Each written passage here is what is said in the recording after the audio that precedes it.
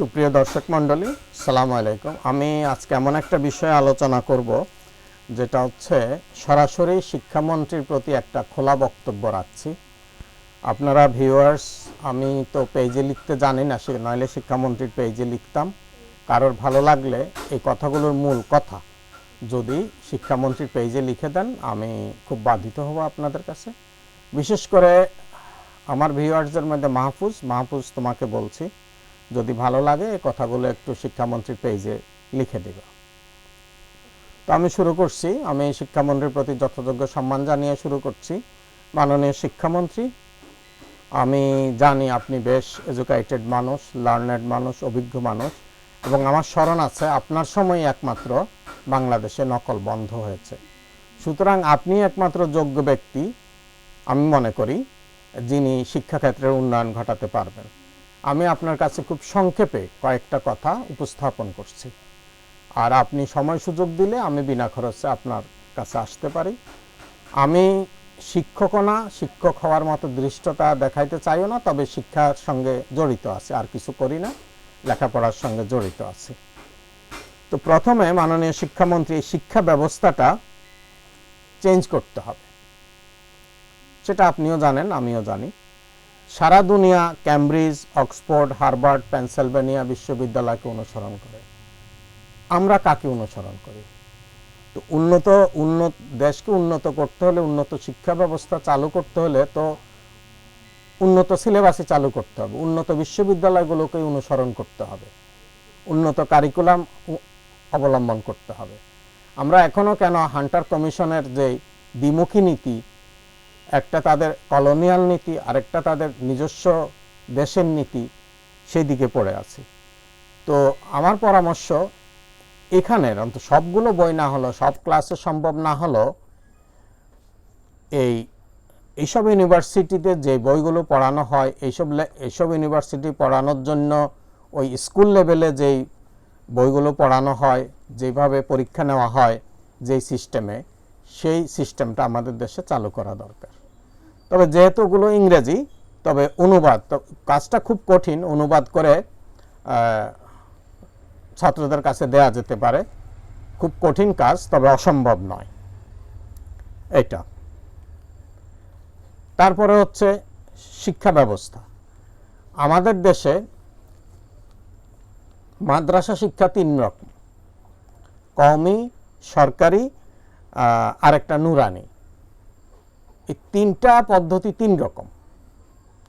একইভাবে স্কুলের শিক্ষাও কেজি, প্রাইমারি স্কুল, কেজি, তারপরে প্রাইভেট স্কুলগুলো, আর সরকারি স্কুলগুলো, এমপিওভুক্ত স্কুল, সরকারিভুক্ত, তিন রকম। এমপিওভুক্ত এমনি সরকারি স্কুল, তারপর হচ্ছে কেজি স্কুল।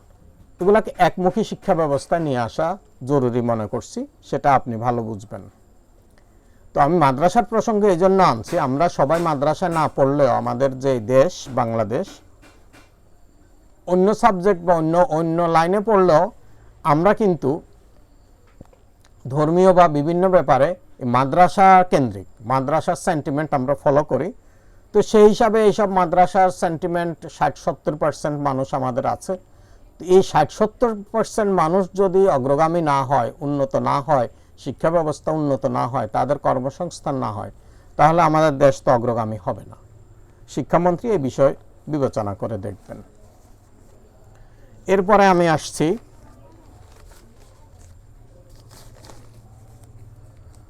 বিভক্তিকরণ। বিভক্তিকরণের মধ্যে আমি বলতে চাই, এই যে আমরা 9-এ উঠে সায়েন্স, আর্টস, কমার্স এগুলো ভাগ হয়ে যায়, এগুলো আরও আগে ভাগ করে দেওয়া উচিত। এবং আমাদের সিলেবাসে যে আধুনিক যে বিজ্ঞানগুলো, বিজ্ঞানের যে, আমি প্রথমে বলছি, উন্নত দেশের শিক্ষা ব্যবস্থা বা স্কুলের সঙ্গে মিল রেখে করতে হবে। যেমন ছোটোবেলা আমরা 7-এ উঠে ড্রাই সেল পড়ছি, এখন তো 3-তে ড্রাই সেল পড়ানো হয়। এইভাবে তো উন্নতি করতে হবে।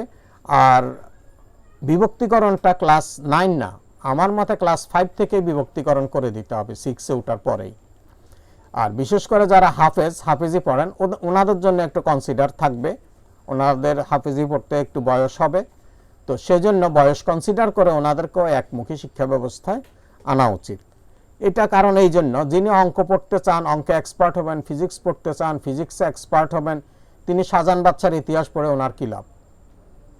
এই সব রকম পড়া মানে আসলে কিছুই পড়া না। তারপরে যে ভয়ঙ্কর বিষয়টা আসছে, গাইড এবং অসৎ শিক্ষক। সরকারের পক্ষ থেকে বিনামূল্যে বই দেওয়া হয়, একদম বিনামূল্যে, কিন্তু গাইড কিনতে হয় 6 থেকে 2,500 টাকা থেকে 10 পর্যন্ত 7,000 8,000 টাকার গাইড কিনতে হয়। আরও দুর্ভাগ্যের বিষয় হলো, আগে আমাদের সময় আমরা নোট বই কিনতাম, যে নোট বই কিনতো না, মেইন বুক পড়তো, মেইন বুক পড়ে নিজে নিজে হ্যান্ড নোট তৈরি করতো, সেরকম করে পরীক্ষা দিত। পরীক্ষা হয়তো মেইন বুকের ভিতরেই। এখন পরীক্ষায় আসে গাইড থেকে, এখন পরীক্ষার জন্য পড়তে হয় গাইড বুক, আর সরকারি বইগুলো আলমারিতে সাজিয়ে রাখতে হয় যে আমরা এগুলো সরকার থেকে পাইছি, এটা দেখানোর জন্য। তো এই গাইডের পিছনে কি আছে, আপনি অভিজ্ঞ মানুষ, আপনি তদন্ত করলে বের হয়ে আসবে এই গাইড বাণিজ্য কিভাবে চলছে। তারপরে কিছু শিক্ষক আছেন যে কি ওনাদের নিজস্ব কোচিং সেন্টারে প্রাইভেট না পড়লে ওনারা হ্যারাসমেন্ট করেন, ক্লাসে নম্বর দেন না। এটা আমার চাক্ষুষ প্রমাণ, এটা দেখছি এবং এটা চলছে। তো কাজে এই জিনিসগুলোর দিকে একটু নজর দিবেন। তারপরে হচ্ছে প্রযুক্তির ব্যবহার। এটা অত্যন্ত ভয়ঙ্কর বিষয় যে প্রযুক্তি, সব পৃথিবী এগিয়ে যাচ্ছে প্রযুক্তির উপর ভর দিয়ে, আর আমরা 8 পর্যন্ত ক্যালকুলেটর ব্যবহার করতে দিচ্ছি না। আশ্চর্যের বিষয় হচ্ছে, একটা ভালো স্কুল, ইংলিশ ভার্সন স্কুলের 7-এর টিচার ক্লাসে অঙ্ক করান মোবাইলের ক্যালকুলেটর ব্যবহার করে, আর ছাত্রদের পরীক্ষা দিতে হয় ক্যালকুলেটর ছাড়া। এই অদ্ভুত নিয়ম কোথায় আছে, কিভাবে চলছে জানি না। আমার মতে ক্লাস 1 থেকেই এই ব্যবস্থাটা করা উচিত। সর্বোচ্চ প্রযুক্তি সভ্যতার উন্নয়ন।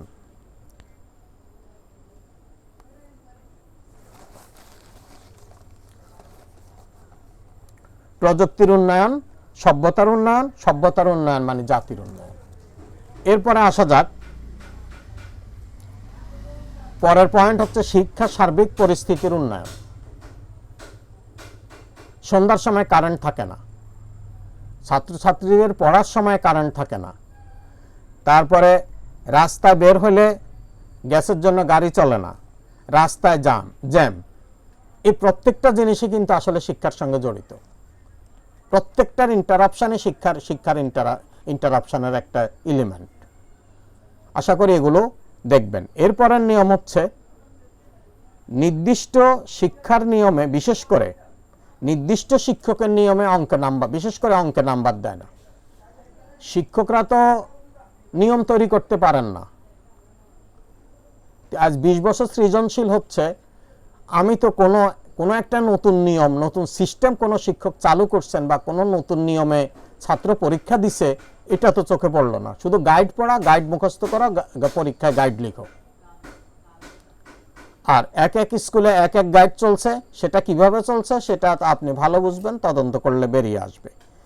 এখন শিক্ষকদের এই বিষয়টা, আর যদি কোনো ছাত্র যদি অন্য নিয়মে অঙ্ক করে, বিশেষ করে পরিমিতির অঙ্ক, জিওমেট্রি, তখন বলে এটা কি বইতে আছে? আপনি প্রবলেম দিলেন, এটা সলিউশন করলাম, প্রসেসিং ঠিক হইলে তো আপনি নাম্বার দিবেন, কিন্তু ওনারা বলে এটা কি বইতে আছে, এটা কি সিলেবাসে আছে।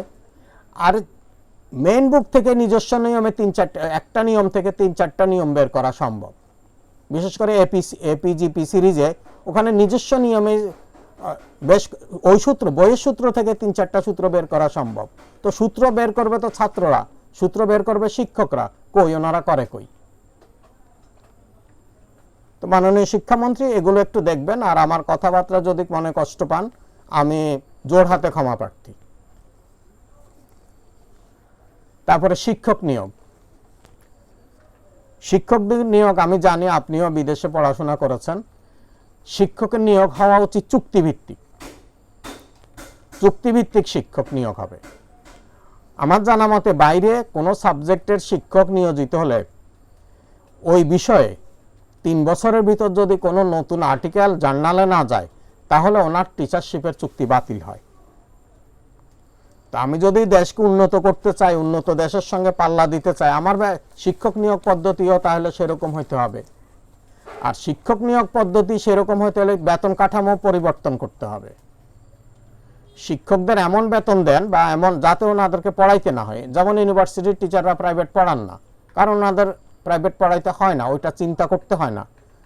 এখন শিক্ষকরা স্কুলে শিক্ষক করবেন, সাইড ব্যবসা, নারকেলের ব্যবসা, সুপারির ব্যবসা করবেন, মেডিসিনের দোকান দেবেন, ওষুধ বিক্রি করবেন, তো উনি পড়াবেন কোন সময়? উনি প্রাইভেট পড়াবেন।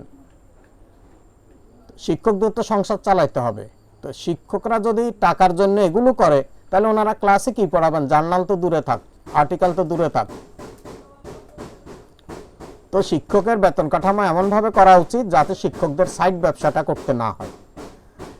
সৃজনশীল পদ্ধতি 20-21 বছর পর্যন্ত দেখলাম সৃজনশীল পদ্ধতি চালু হলো, কিন্তু আজ পর্যন্ত কোনো বিষয়ের কোনো কিছু নতুন কিছু দেখলাম না। দেখলাম শুধু এসএসসির গাইডে ইন্টারমিডিয়েটের প্রবলেমগুলোর সলিউশন, ইন্টারমিডিয়েটের গাইডে দেখলাম বিএসসি বা এমএসসি বইয়ের সলিউশন। আর প্রশ্ন করা হয় পেঁচায়া পেঁচায়া। প্রশ্ন পেঁচানো কি সৃজনশীল? না একটা প্রশ্নের বিভিন্নভাবে উত্তর দেওয়াটা সৃজনশীল? পেঁচায়া প্রশ্ন করলে কোনো জ্ঞান বাড়ে?